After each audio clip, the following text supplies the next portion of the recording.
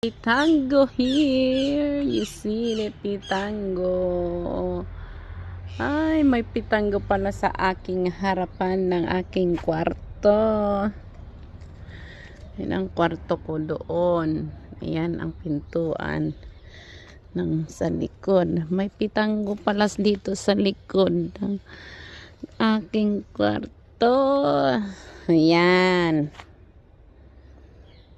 Pitango. Sa English din, pitango. Ayan, kunin ko mga hinog-hinog.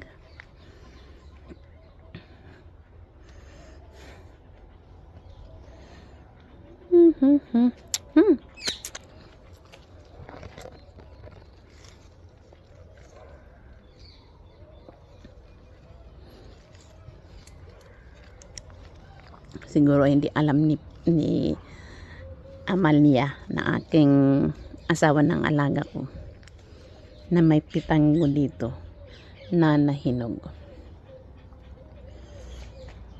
Nahulog-hulog kasi hindi namin alam eh.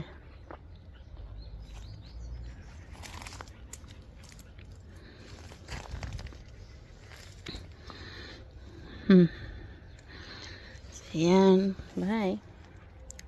Marami pa oh.